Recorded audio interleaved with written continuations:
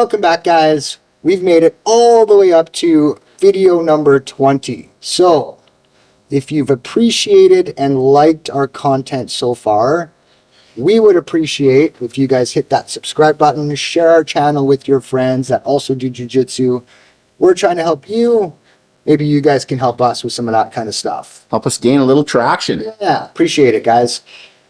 This video, I'm going to take a little bit of a different approach, and instead of sharing a technique or a concept or even answering your guys' questions, we're going to talk about something. And this is something that we may or may not get a little bit of conversation going on both sides. Pushback? Maybe a little bit, that's fine. How do you measure progress in jiu-jitsu? And I'm going to pause for a second. How do you measure progress in jiu-jitsu? And everyone's going to have their opinions on this, and that's fine. The number one thing I feel most people use as a benchmark to measure their progress is the tap. How many times you can tap people out when you're rolling in a round or in a session or what have you. That's common, and that's fine. That's a valid and pretty straightforward way to measure your progress, is how many times you're tapping people out versus how many times you're getting tapped out. But is that really the best way to measure progress?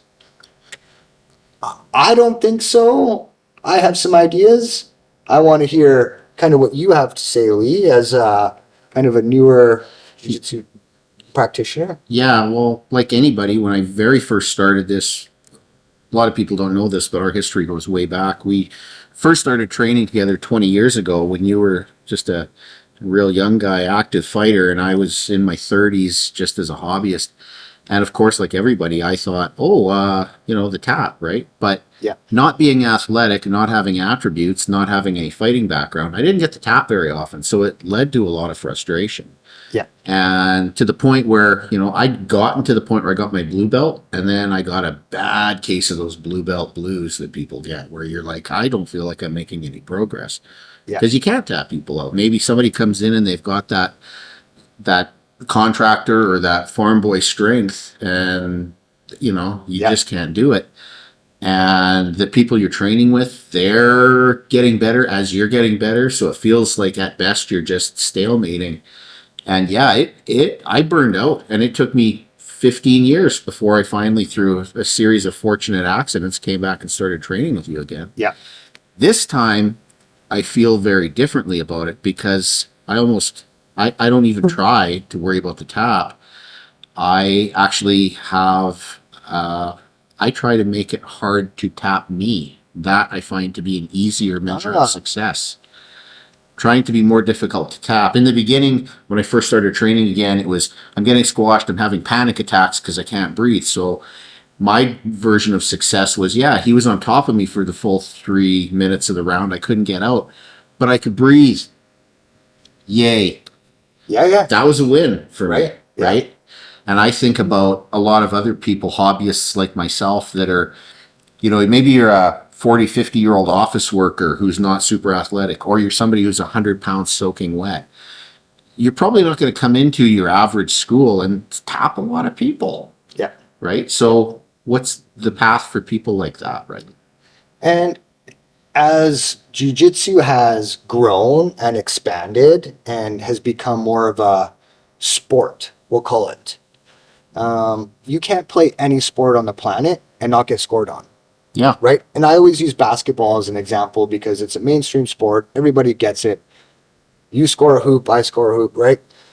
There's never a basketball game on the planet where neither team scores a basket. Right? I'm not going to play a basketball game against you and just wipe you clean. Right. It's highly unusual. That's not the norm. That's right. Right? Unless you're really outclassing me. I'm not going to do 10 rounds of sparring and probably not get tapped. Well, and if you were, here's something I'll suggest. If you are, then you're treating those training rounds like competition, and you're going for the win rather than being experimental, being playful, maybe being unselfish in doing things to let you, when you sense your training partner's trying to do a thing they've been working on, give them a moderate amount of resistance, but don't go balls out and try and totally shut it down. We're all a community, right? Or testing yourself. Yeah. Right? How good are your side mount escapes? So do you purposely let the person pass your guard? To work on that thing. Maybe pin you to a degree and see how quickly you can escape the side mount, or survive, or how difficult it is for you to escape the side mount. Like I was saying before, when I first started training here, I'd be getting panic attacks and I'm being crushed, and that's no fun. You're not going to stay doing something like this that makes you feel like that. So then my very first thing was, how do I not only survive but stay comfortable down there? How do I learn to be able to breathe comfortably? Yeah. Then once I started getting better at that, I started going, now the win for me is, can I keep my neck and my arms and my legs safe while I'm down here? Am I not exposing things? What are ways that I can grip his gi so that my hand's not vulnerable to being pushed out? Yeah. Those are things that are wins for me. I'm not even focusing on, can I escape the side mount all the time? If it's depending on who I'm with, right? Some people, yes, I'm going to get out. Other people have the attributes or the skill or the speed and aggression. I might not. So then I adjust what I consider to be, okay, what's my goal? What's my win for this round? What am I going to try to achieve in this round? And escaping and tapping him may not be on the menu. Maybe it's as simple as, how long can you stay on your side? Yeah. Versus getting put on your back. Getting pinned both shoulders to the mat. That's right. Like, right? That could be something that gives you some progression or some sense of, oh man, I'm getting better. I didn't get put on my back once this round.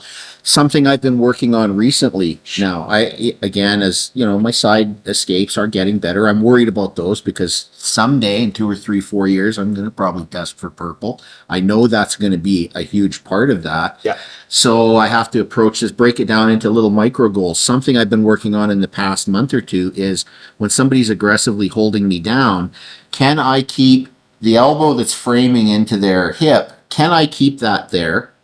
If I lose it, if they clear it, can I get it back? Yeah. And there are things I'm discovering that I can do to get it back, even against somebody who's aggressively struggling to hold me there, bridge into them, make a little space, make that much space just to get that in there. Yeah. Now the next part is, I'm doing that. Can I get my knee in? Can I start bringing those together? I'm not quite there yet, but with those kind of goals, I can see progress. Yeah. Whereas when it was just, can I escape and tap him? That is such a big goal that you can't tell if you're getting closer to it. Yeah, and and I'm guilty of that, right? In my earlier days, in my fighting career, it was all about winning. Yeah. Right? It was all about winning. Yeah. And winning fast. You need that to be successful. Winning fast, aggressively, and decisively. Yeah. And that's how all of our training is I'm going to get this tap as fast as I can get this tap. If you're going to be a competitive grappler, that's the way you have to think. That's right. Right? And, I've been a black belt for a number of years, and now I've kind of shifted my focus to, when I roll, especially with my students, rarely do I even go for submissions. Right. Right. I rarely even attempt a submission when I'm rolling with my students. A lot of my focus is, building systems around side mount pins, front mount pins, transitions from the front mount to the side mount. If I'm getting reversed, how do I take maybe your bridge and roll reversal and turn it into a sweep? All of the things that you do to set up a submission, that's where you start focusing on, and not the actual submission. Not the submission. I think something that causes us to have our focus in the wrong place is, that tap, that submission, that finish, and you go, well, that's what I want to focus on. And by focusing on that, it pulls you away from all the important stuff that allows that to happen. The entries, the control, the setups. You're not getting that because there's a serious problem back here, and you just were not thinking about it. Yeah. So that's something that, for me, I've never been athletic. I've never had attributes. I've never done a lot of athletic stuff. So when I started jiu-jitsu, very early on, I got the humbling, you're not going to tap a lot of people out. I never had to make that shift from, okay, I'm going from competitive to now just student. I've always been, right? So I don't say that. I had that, well, it's all relative, right? But I certainly went through a lot of that phase where it's like, I've been training this for 2 years and this guy came in and he's been here a month and now I can't tap him. And then a month after that, now he's tapping me. And that can get really frustrating, Yeah. right? You get your blue belt, you think, I know stuff. And then a white belt comes in who's got 15 or 20 pounds of muscle on you and you can't deal with them. And Yeah. that's where a lot of people burn out, right? Yeah. I went through that bad. Well, you think that your technique needs to translate into all those other things, Yeah. right? Someone that's really athletic or really strong or gifted in those ways, that's an attribute. And that's it, that attribute may play even more of a role than how many techniques you know, Yeah. Or how well you know them. or how well you know them. There comes a point, all of that stuff adds up and shakes out. There's a formula, right, of all of your attribute skills on both sides, and there's an answer that comes out of that equation. And Yep. if it's lopsided enough, right, It doesn't matter. it just, there'll come to a point where it's just not feasible That's right. to do something. I have been thinking about that lately, where when you'll demonstrate something in class and you see it work and you go, and then you'll come around and you'll help and you'll put it on me and I go, holy cow, that feels like a vice grip. And then I put it on and I think I'm getting most of the things right, but you tell it doesn't feel the same, and your training partner tells it doesn't feel the same. Well, there's attributes, there's a lot of subtlety in how you're moving. Time, right? Timing, all that stuff. Yeah. Yeah. And it could just be that who I'm training with. I could be doing the same technique on one night with one training partner and feel like, I got this. Yeah. And then the very next night I come up with somebody who's got super flexible joints and it's like, why? This doesn't work. What? And it's not that it doesn't work, but you've got to keep that in context. I think there's something to be said for being a good training partner too, and going, okay, I know I've got the strength or I know I've got the flexibility, but right now I can feel that my training partner's got this on where if I didn't have freaky elbow joints, he'd have it. I'm going to give him the tap in the train. I know he's got it, right? Be collaborative and help. Yeah. Yeah. And I mean, what you're saying also boils down to experience. Yeah. In my opinion. So, for example, you get somebody that comes in and just by looking at them after a while and high five, fist bump, we start going, within the first 10 seconds, I'll know. You know what you're dealing with. I know what I'm dealing with. So and if you're going to submit somebody, that's when you might do it, because it's somebody who you know you need to. Well, and I'll use this as an example. If I know someone's going to be really athletic and they're just going to jump around and spin around, I'm not going to try to play that game. I'm going to put them on their back as fast as I can. Yeah. And completely pin and isolate them. Yeah. Let them wear themselves out and then submit them. Yeah. Yeah. If I know I have someone that's 250, big and strong and hulky, You don't want to be underneath. right? I don't want to be underneath them. So maybe I'm like, I want to work towards this guy's back. Right. And I'm going to use my speed and athleticism against his size and strength. But you'll use that almost like a spice when you're cooking. You'll use it when you need it, Yeah. but you're not doing it every round with everybody. That's right.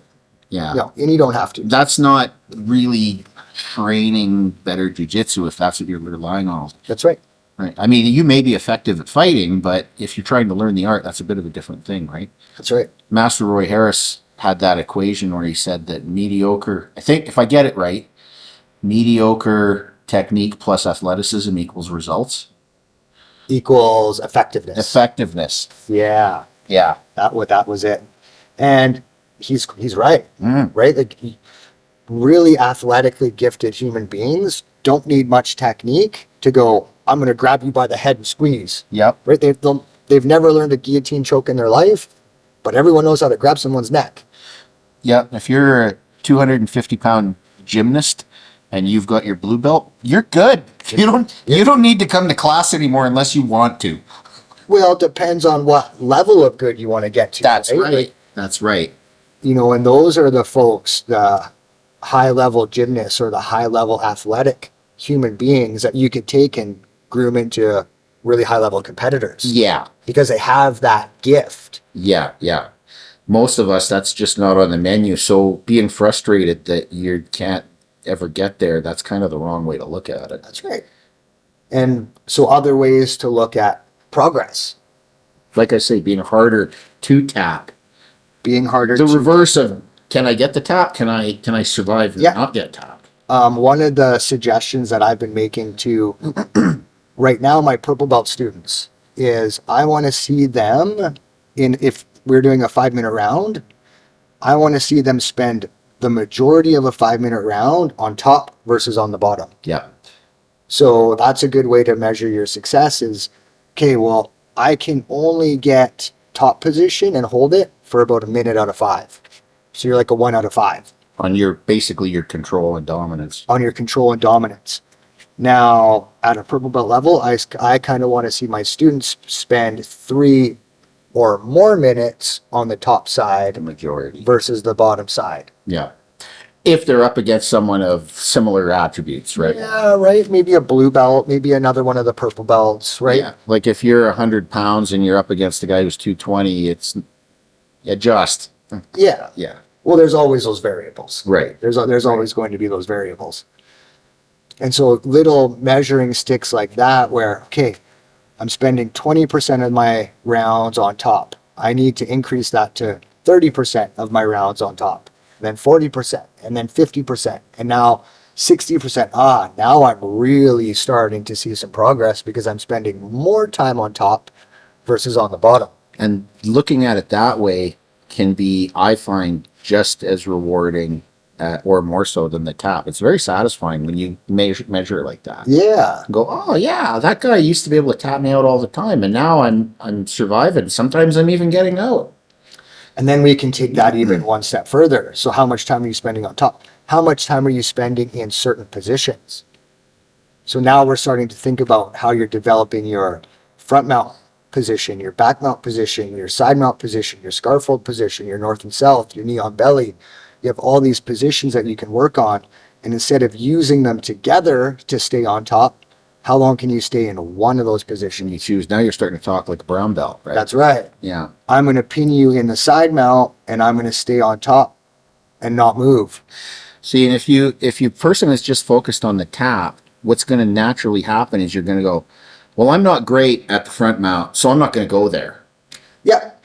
Yep. You start to take things out of the big picture because you're so focused on Winning.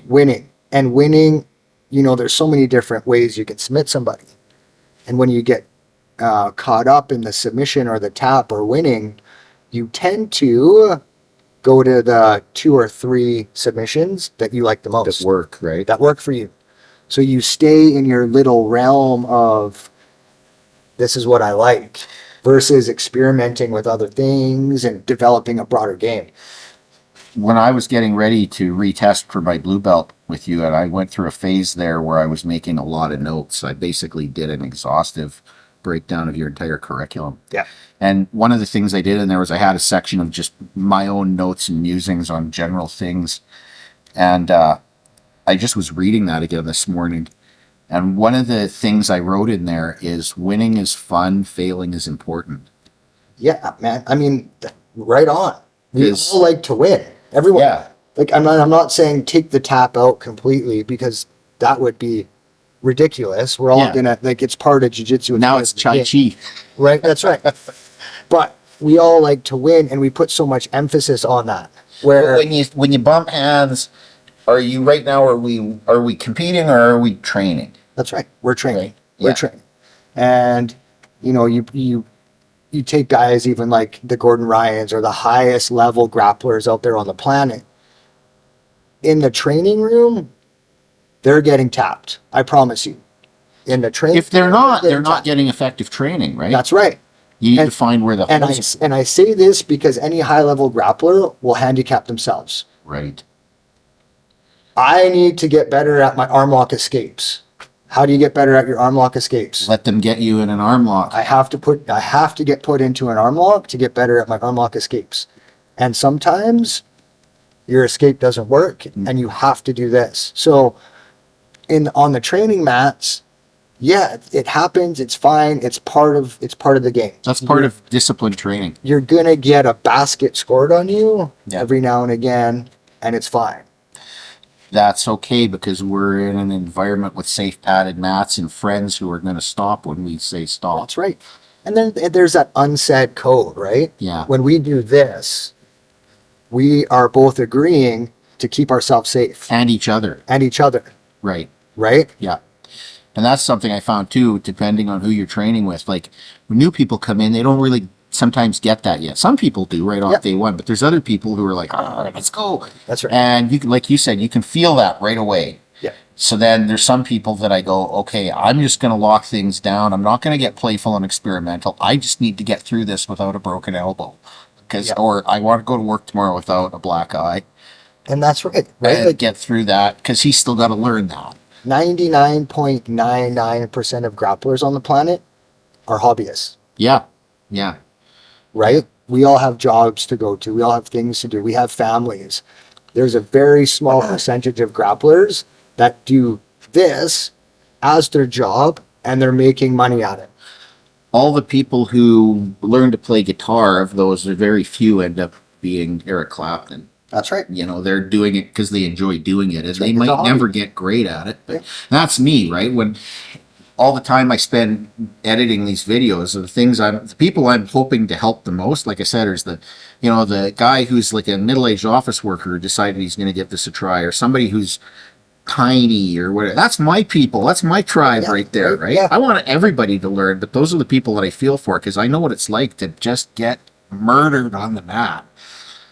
And it's when you come to practice and that's practice every single time, it's exhausting, right? Yeah, So you need to have a community. it's exhausting and it's demoralizing. Yeah, that's right. Takes the fun right out. It takes the fun right out of it. I mean, it's fun when you're on the other side of it Yeah.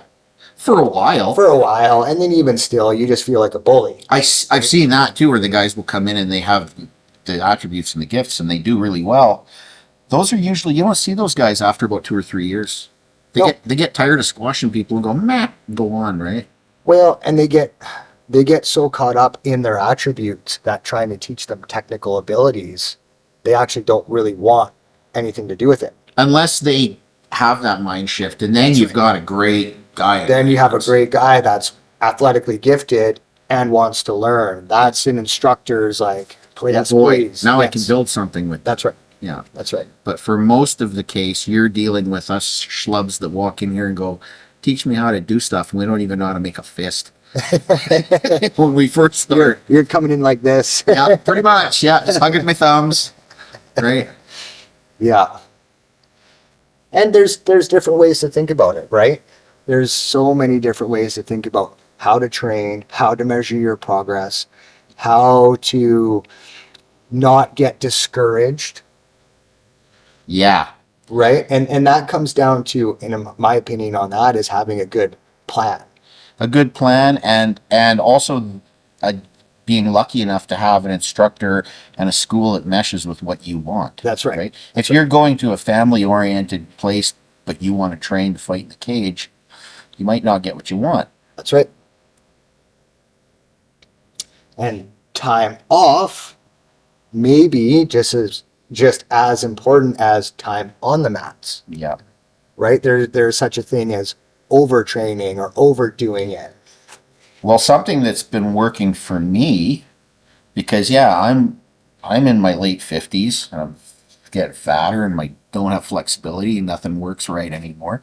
I can't train hard all the time. My body just I'll be screwed. I'll not for a few days. I can get hurt and be out for 6 months, and I don't want to get those injuries. So I have to be very careful about how I train, how hard I train. But the other thing is, when I'm at home, then I can still think about it. I can write notes. I can edit these videos. There's other ways to learn and study beyond just time on the mat is the best. Of course. But if your body can't do it all the time, Well, and how long do you want to do it for? I want to do it until I'm too old to drive here, until they take my driver's license, That's right. right? So if you want to practice this art for a significant amount of time, you have to practice smart. Just in a way that you're not going to rack up injuries. Otherwise, you're going to have arthritis in your elbows, in your hands, in your knees, in your hips, and you're going to barely be able to walk. And then training just doesn't become fun because your body hurts. Yep. In the old days at the more competitive gym, all the time, I was sore and hurt all the time. My elbows and knees were jacked up. Going up and down stairs was a problem. And I'm like, after a while, you just go, why am I doing this? That's right. I'm never going to be great at it. So what am I putting myself through this for? Right. That's right. And so it takes a mind shift sometimes. Sometimes a recalibration of what do you really want to get out of this? That's right. So There you go, guys. Tap or video number 20. Today we were just having a little discussion on progression. How do you measure your progress in jiu-jitsu? I hope you guys got something out of that. Hit that subscribe button for us. We're at video number 20 and we're going to throw you another 20 more. So stay tuned. We got so much more content coming your way. If you have insight, yeah, comment, please. write it in the comments. We're happy to engage with you guys, and we're also happy to make videos on your requests. So hope you like the channel so far. Stay tuned. We got more great stuff like this. Thanks, Lee. I Thanks, appreciate sir. you and what you bring to our channel. Thank you, sir. Couldn't do it without you. Wow. Everything I know is because of this guy. Everything I know that's correct. And then there's things I've made up that are probably no good. Well, there we go. Thanks, guys. See ya.